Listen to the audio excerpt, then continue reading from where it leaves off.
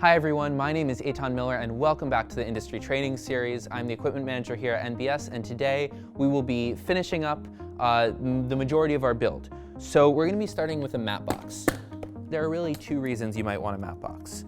Reason number one is to avoid light spilling in from the side. So on the lens, if any light is sort of just cutting across the side here, that could lead to unwanted flaring. So this is one thing that's really useful at cutting down on that. Another reason that people want matte boxes is for filters. So you have these filter trays and I'm just going to show you how they work right here. We have two filter trays and what we can do is unscrew this right here. And then what you're going to do is just pull out the tray and carefully place the filter into here and then you slide it back in. And this really is a delicate process because filters are very expensive and it's just sheets of glass. And then you always want to keep a hand on the top right here while you're tightening it down. The majority of matte boxes do have something at the bottom to prevent them from falling through. But I have heard of matte boxes where there was nothing at the bottom. Someone pushed it in because they thought it would just click in and they were gonna tighten the side and it fell through to the floor and the filter shattered. So just keep a hand on just to be safe while you're putting that on. So we're just gonna slide this right on the front here. This can just be loosened and then it goes right on the rails. Then we're just gonna tighten that screw. So there's a little lens hood here. And we're just gonna sort of pull this little lens hood over here and be careful that it's not interfering with any focus mechanisms you may have. You just want this to shade out any light that could be coming in from the side so that everything is going through the front. And we can spin this back around.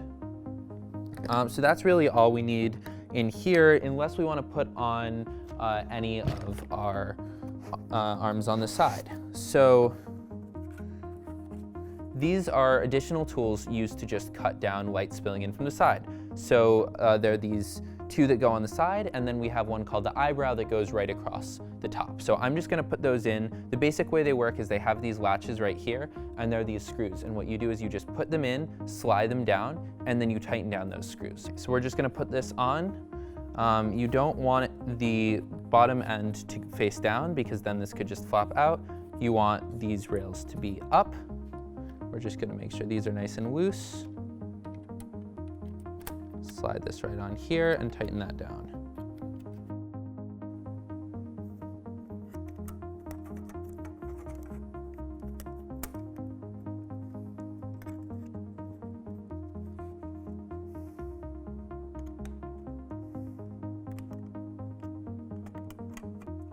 So that is our matte box setup. So we're really close to being done.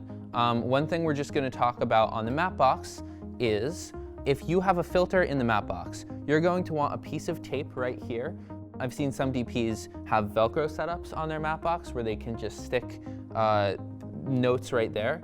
And whenever you have a filter in here, you're gonna wanna write what that filter is on the side. And so this is super helpful for the DP, for the director, for the even, the first AC to be able to look here and say, okay, I know exactly what filtration is in the lens because it can be hard to tell sometimes. So the next thing we're gonna do is just clean up some of these cables. And different DPs have different opinions about cable management. You'll see some super professional sets where it just is spaghetti everywhere. And then you'll see other sets where everything is just neatly put away.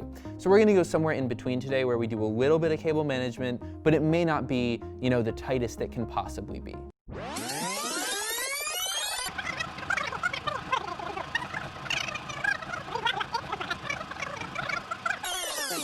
All right, great. So here is our camera build. And one tool that I used when I was just messing with some of the wires here is a bongo tie. And these are my favorite tool for cable management. You basically just hook something around it and then just use this to secure it together. And there are a lot of different tools that different ACs like to use. This is just one of the great options that you can try. So the next thing we need to do to finish our build is to make sure that this system is somewhat balanced on this tripod. So this is definitely a challenging thing to learn how to do. but we're gonna sort of just go over the basics. And so the first step to this is you're going to want to take down all of any sort of tension in the head that you're working with. So right here, you can see the different amounts of tension. So we're gonna turn down our pan tension. That's at 0 right now, we can see there. And then our fluid tension, our tilt tension right here is pretty low, so we're just gonna turn that down with this knob to 0. So then we're also gonna just turn this down right here, and this should just open up some other balancing mechanisms that the camera has. So one thing that I did before was I put this battery down, but we can see right now that if we want to slide this camera back, we're gonna have to adjust that. Now you want to be careful to make sure that the plate is still fully on the tripod, because if you get it too back heavy where maybe you don't have, the plate is going to be longer than the tripod head that you're sliding it onto, but if you slide it past that, you can get into dangerous territory where it can actually just pull itself up. So we don't want that, so we're still comfortably in right now. So this is good, and we're going to lock that back down. And we're going to see how we're doing with tilt. We're still front heavy. So the next thing we're going to do is just tilt up our batteries to make sure they are more in the back, and that's another thing we can do to give just a little more to the back. Okay, this is actually really close. So when we tilt it up or down, it's moving that way, but when we leave it stationary, it's only tilting a little bit towards the front. And if we wanted to keep moving things around, if I had a different head on this monitor, I'd move that back. And if we really wanted, we could take all this stuff off and slide everything back all along this plate. But we're really close right now. So the next step we're gonna do is add back in some counterbalance and add in some tension. So with this wheel, we're gonna start spinning this to the right. Great, barely moving now.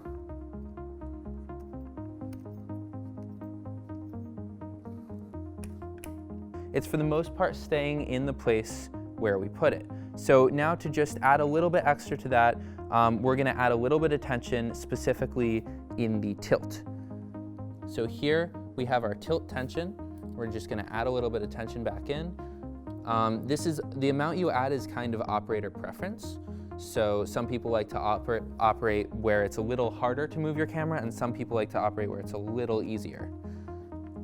So a lot of the configuration of your camera, from where the monitor goes to even the tension control, that's all gonna be operator preference. And you can spend a lot of time not only making it perfect for your use, but also making sure it's balanced perfectly. But hopefully what this course has done is given you a basic understanding of the tools that you will need to be able to do all of those things, so you can be able to implement that in your production workflow. So thank you for watching this episode. In the next episode, that'll be the last episode, and we're just gonna cover some little extras, so slate technique and Fisher Dolly. So I hope to see you then. Thank you for watching.